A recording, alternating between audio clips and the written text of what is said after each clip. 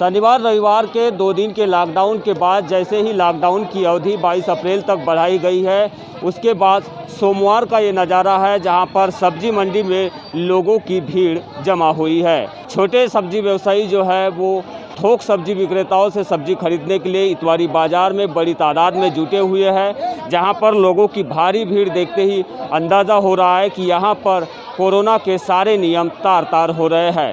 कोई सब्जी विक्रेता यहां पर प्रशासन की सुनने को खाली नहीं है। सुबह से जैसे ही सब्जी मार्केट खुला, लोगों की भारी भीड़ इतवारी बाज़ार में देखने मिल रही है। ये दृश्य बालाघाट की सबसे बड़ी सब्जी मंडी इतवारी बाज़ार का है, जहां सोमवार को तड़के कोरोना को लेकर बढ़ाए गए लॉकडाउन की पाबंदियां बेअसर दिखाई दी।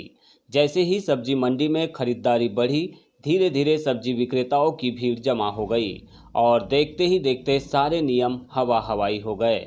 कुछ हद तक जिला प्रशासन और पुलिस प्रशासन ने भीड़ को नियंत्रित करने का प्रयास भी किया, लेकिन सब्जी विक्रेताओं पर इसका कोई असर नहीं दिखा। ज़्यादातर सब्जी विक्रेता ही नियमों को ताक पर रखकर अपना माल बेचने की आपाधापी में नजर आए। वहीं ग्राहक और फुटकर विक्रेता भी सब्जियां खरीदने के लिए भारी संख्या में जुट गए, जिससे इतवारी बाजार में बढ़ती भीड़ को नियंत्रण करना पुलिस और प्रशासन के लिए मुश्किल करने वाला काम ही नजर आया। हालांकि 8 बजे के बाद पुलिस ने सख्ती दिखाई और भीड़ को नियंत्रण करने अपनी ताकत भी लगा दी, जिसके बाद ही मंडी में भीड़ कम हो पाई। देखिए, आज यहाँ पर ऐसी व्यवस्था की गई है जिसमें सिर्फ थोक व्यापारी ही अपनी सब्जियाँ दे सकेंगे। जो ठेले वाले हैं जो गलियों में जाके सब्जियों को वितरित करेंगे, ऐसी व्यवस्था यहाँ पे की गई है ताकि सिर्फ ठेले वाले ही यहाँ पर आके सब्जी खरीद सकें और बाजार में जाके मतलब गलियों में जाके बेच सकें। क्या कारण मानते हैं अचानक से इतना भीड़ बढ़ जाना? नहीं, भीड़ पूरी यहाँ पे कंट्रोल्ड है और हम लोगों ने काफ़ी प्रयास किया है ताकि यहाँ भीड़ इकट्ठी ना हो पाए। आम जनता को यहाँ पे पूर्ण रूप से प्रतिबंधित किया गया है, सिर्फ ठेले वालों को यहाँ प्रवेश दिया गया है। भीड़ को नियंत्रण करने के लिए आप लोगों को निर्देश दिया गया है, पर लेकिन यहाँ देखने में आ रहा है कि यहाँ पे हजारों की संख्या में लोग जुट गए हैं। नहीं, ये कहना बिल्कुल गलत है। मेरी समझ से कहना गलत है। जितने भी लोग यहाँ पे दिखाई दिए हैं वो ठेले वाले हैं। इसमें अधिकतर ठेले वाले व्यापारी है, रिटेल व्यापारी है, जो ठेले में सब्जियां खरीदकर अपना गलियों में जाके बांटेंगे। तो इनके लिए कोई अलग से नियम बनाए गए हैं कि भीड़ न जमा करें? लोगों को सभी, हमारी जो पेट्रोलिंग पार्टी है, इसके अलावा जो लाउड व्हीलर से हम लोग लगातार अनाउंस कर रहे हैं, सोशल डिस्टेंसिंग का पालन करें, मास्क का उपयोग करें और यहाँ पर भीड़ इकट्ठी न होने दें। आज आप लोगों ने कोई कार्रवाई की है यहाँ पे इतवारी बाजार में जो भीड़ दिखाई दे रही थी? अभी तो लोगों को हिदायत दी गई है और अगर नहीं मानेंगे तो कल से उनकी जो जब्ती और इसकी कार्रवाई की जाएगी। मंडी में अनियंत्रित भीड़ को काबू करने के लिए अतिरिक्त पुलिस अधीक्षक गौतम सोलंकी और सीएसपी कर्णिक श्रीवास्तव भी पहुंच गए, जहां उन्होंने कई सब्जी विक्रेताओं को कड़े शब्दों में हिदायत दी और समय सीमा के भीतर अपनी दुकानें समेट लेने का आग्रह किया। इसके बावजूद भी भीड़ कम नहीं होती नजर आई, जिसे लेकर एएसपी गौतम सोलंकी ने कहा है कि उनके द्वारा प्रयास किए जा रहे हैं। उनका प्रयास है कि किसी भी तरह से अव्यवस्था न फैले। आगे भी लोग इसी तरह से मंडी में जुटेंगे तो जरूर प्रभावी कार्रवाई की जाएगी। दरअसल हुआ यह कि 60 घंटे के लॉकडाउन के बाद जिला प्रशासन ने बीती रात अचानक से 22 अप्रैल तक लॉकडाउन बढ़ाने का निर्णय लिया, लेकिन इसके लिए जरूरी गाइडलाइन को प्रशासन ने लोगों तक नहीं पहुंचाया, जिसका असर यह हुआ कि सोमवार को मंडी खुलते ही लोगों की भारी भीड़ जुट गई, जहां लॉकडाउन की अवधि में इजाफा किए जाने के चलते सब्जी विक्रेता और फुटकर विक्रेता बड़ी तादाद में जुट गए थे। वहीं ग्राहक भी हमेशा की तरह सब्जी लेने बाजार पहुंच गए, जिससे नियमों का पालन कराना प्रशासन के लिए मुश्किल काम हो गया। सब्जी खरीदने पहुंचे सचिन चौधरी ने कहा कि प्रशासन ने रात के 8 बजे लॉकडाउन बढ़ाने का निर्णय लिया, इसके चलते लोगों की भीड़ बढ़ गई। उन्होंने दिल्ली और दमोह का उदाहरण देते हुए शासन प्रशासन के कोरोना नियमों पर भी सवाल उठाए। क्या अनुमान था आप लोगों को, क्योंकि 22 अप्रैल तक लॉकडाउन बढ़ा दिया गया है? देख लीजिए, 22 अप्रैल तक के लॉकडाउन की जानकारी बालाघाट प्रशासन ने जनता को बहुत ही लेट दिया। हमको भी जानकारी मिली रात के 8 बजे, पर 8 बजे कोई प्रशासन जागता नहीं है ना, जनता प्रिपेयर नहीं है। क्योंकि एक दिन का आपने 2 दिन का लॉकडाउन बता के बोले सोमवार को मंडी खुलेगी। सोमवार को जितनी भी बालाघाट की आम जनता है वो अपना आप लॉकडाउन लगाओ ना, कोई दिक्कत नहीं है, पर आपको जो सोमवार को खोलना था उसको खोलना था। भाई कोविड का आज पूरे देश में है। भाई मेरा एक आकलन है, मेरे भाई लोग रहते हैं दिल्ली में, अरविंद केजरीवाल जो है 10,000 केस निकले हैं एक दिन में दिल्ली के अंदर, पर वहाँ लॉकडाउन नहीं लगा है। लॉकडाउन केवल बालाघाट में ही है क्या? और आपने दमोह को क्यों छोड़ा? दमोह में भी लॉकडाउन लगाना था ना आपको, जहाँ चुनाव है वहाँ लॉकडाउन क्यों नहीं लगा रहे हो आप? वहाँ कोविड नहीं पहुँचेगा क्या? जो बात है आपको पता था कि कुछ ऐसी टाइमिंग? नहीं, मेरे को कोई ऐसी जानकारी नहीं थी। मेरे को ये पता था कि आज सोमवार को मंडी खुलेगी। जो लॉकडाउन, जितनी भी आम जनता आप देख रहे हो मंडी में भीड़ है, ये इसका मतलब ये है कि बालाघाट की जनता को कुछ नहीं पता था कि आज लॉकडाउन आज सोमवार से ही चालू हो गया है। मतलब आप ऐसा मानते हैं कि प्रशासन ने टाइमिंग नहीं दिया, एक टाइमिंग शेड्यूल नहीं बनाया, मंडी कितने बजे खुली, इस वजह से लोगों की भीड़ बढ़ी है? बिल्कुल, प्रशासन ने टाइमिंग देना था ना भाई।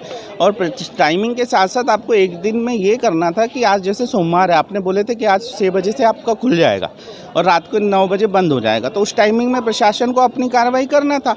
पब्लिक प्रिपेयर थोड़ी है, अभी किसी के घर में सब्जी नहीं है, सामने नवरात्रा है, नवरात्रे की किसी ने तैयारी नहीं किया है, लोगों के घर में रमजान है, ईद आने वाली है, इस हिसाब से पब्लिक को प्रिपेयर रहना था। जिले में कई किसान ऐसे हैं जो सब्जियों की उपज उगाते हैं और उसे थोक मंडी में बेचने के लिए आते हैं। इस समय बालाघाट के इतवारी बाजार में ऐसे ही कई किसान अपनी सब्जी को थोक विक्रेताओं के पास पहुंचाने के लिए पहुंचे हुए हैं, जहां उनके बीच कुछ परेशानियां भी दिख रही है। आइए इन सब्जी विक्रेताओं से, इस सब्जी किसानों से ही जानने का प्रयास करते हैं कि आखिरकार उन्हें लॉकडाउन की इस अवधि में क्या कुछ परेशानी हो रही है। क्या नाम है आपका? मेरा नाम अमृतलाल रणगिर है। मैं ग्राम नेत्रा किसान हूँ। मेरे पास 8-10 एकड़ की 8-10 एकड़ में सब्जी खेती लगी हुई है। मैं सब्जी यहाँ थोक में लाता हूँ बलराम चौधरी जी के यहाँ सब्जी मंडी में, और अभी तहसीलदार साहब ने बोले कि गाँव से सब्जियाँ लेके कोई भी नहीं आएगा। तो अब इसमें हम कैसे करेंगे? किसान लोग सब्जियाँ कहाँ बेचे, क्या करें, उसका ऑप्शन बताइए। हम लोग चिल्लर नहीं बेच रहे हैं, सब्जी मंडी में ला रहे हैं। तो अभी तहसीलदार साहब ने बोले हैं कि गाँव से सब्जी लेके कोई भी नहीं आएगा। तो ऐसे में तो आप लोगों की सब्जियां खराब होगी, आप लोगों की जो मेहनत लगाए हैं वो तो सबसे बड़ी समस्या होगी। उसके लिए करे क्या? इसके लिए कोई उपाय बताए। तो आप लोगों ने कुछ कहा नहीं प्रशासन को? सर से तो बोले हमने, तो बोले गांव से सब्जी लेके कोई नहीं आएगा। अब जब ऐसा है गांव से सब्जी लेके नहीं आ रहे हैं, सब्जी मंडी को भी सील कर दो। टोटल व्यापारी लोग आएंगे और किसान लोग क्या करेंगे? किसान लोगों को बोले सब्जी लेके मत आओ, और व्यापारी लोग लेके आएंगे। तो किसानों को क्या समस्या हो रही है इससे? भाई हम सब्जी बेचे कहाँ? गांव की सब्जी जो अपने पास किसान है, हम सब्जी उगा रहे हैं, वो सब्जी को बेचे कहाँ? उसका कोई सोल्यूशन बताए, रास्ता बताए। क्योंकि सब्जी मंडी में आने को मना कर रहे हैं, बोले गांव से कोई भी नहीं आएंगे। कौन कौन सी सब्जियां उगाते हैं? मेरे पास टमाटर है, पत्ता गोभी है, लौकी है, मिर्च है, भिंडी है। क्या रेट में बेच रहे हैं आज? यहाँ सब्जी मंडी का तो कोई ठिकाना नहीं है बाजार का। आज भिंडी बिकी 20 रुपए की, गिल की बिकी 20 रुपए की, टमाटर 5 रुपए किलो बिका। अगर ये दाम आप लोगों को नहीं मिला तो क्या स्थिति हो जाएगी आपके खेतों की? वो तो पूरी स्थिति देखो, लेबर चार्ज, लेबर फंस जाएंगे अपने, मजदूर जो दवाई कीटनाशक दवाई खाद बीज लगी है तो सब चिपक जाएंगे ना। ये तो किसान लॉस में रहेगा। मतलब अपनी उपज की लागत भी आप नहीं निकाल पाएंगे? बिल्कुल नहीं निकल पाएगी। क्या नाम आपका? My name is Rajendra Kumar Bisen. कहाँ से है बिसेन? मुर्री से। मुर्री से। क्या मतलब किस प्रकार की सब्जियों का व्यवसाय करते हैं आप? अपन चौलाई भाजी उगाते हैं, लाल भाजी उगाते हैं, पालक भाजी उगाते हैं, मिर्ची उगाते हैं। अभी कितने एकड़ में आपने ये सब्जी उगाई है? 2 एकड़ में है। लगभग रोज का आना जाना रहता है। अपना 4 कुंटल 5 कुंटल माल रोज का होता है। अच्छा, वो माल कहाँ लाते हैं आप? मंडी में लाते हैं सर। अच्छा, थोक मंडी में बिक जाता है आसानी से? बिक जाता अब है। लॉकडाउन लग चुका है, ऐसी स्थिति में क्या परेशानी जा रही है? अभी बहुत बिक रहा ज़्यादा है? परेशानी आ जा रही है। पुलिस वाले आगे से भी रोक रहे हैं अपने को। हम आज घूम फिर के आए हैं। अच्छा। क्योंकि आप गाँव व्यापारी के आने नहीं दे रहे थे सर। तो इससे क्या फर्क आप लोगों को पड़ने वाला है? किसानों पर क्या मतलब इसका असर दिखाई दे रहा है? बहुत ज़्यादा फर्क पड़ेगा ना सर, क्योंकि कहाँ माल बेचे उतना माल मंडी गांव खेड़े में नहीं बिक सकता, बड़ा मार्केट में ही बिक सकता है। इतवारी बाजार से आप ऐसे सब्जी वाले किसानों को सुन रहे थे जो अपने खेतों में 1-2 एकड़ की ज़मीन पर भाजी उगा लेते हैं तो अन्य सब्जियों का भी वो उपज निकाल लेते हैं। इन किसानों के सामने इस समय परेशानी यही है कि लॉकडाउन के बाद इन्हें रास्ते में कहीं पुलिस रोक रही है तो मार्केट आने पर इनकी सब्जियों को भी पुलिस के द्वारा रोका जाता है। ऐसी विकट परिस्थितियों में किसानों के सामने जो बड़ी समस्या है वो ये है कि अब उनकी लागत भी निकलना मुश्किल हो सकती है। थोक सब्जी मंडी के अध्यक्ष राकेश सेवईवार कहते हैं कि सब्जी मंडी को सुबह 5 बजे से 9 बजे तक समय दिया गया, जिसकी वजह से सब्जी मंडी में भीड़ बढ़ गई। यहाँ की भीड़ को नियंत्रण नहीं किया जा सकता है क्योंकि समय सीमा के भीतर ही उन्हें माल खरीदना और बेचना होता है। इस वजह से भीड़ अधिक बढ़ जाती है।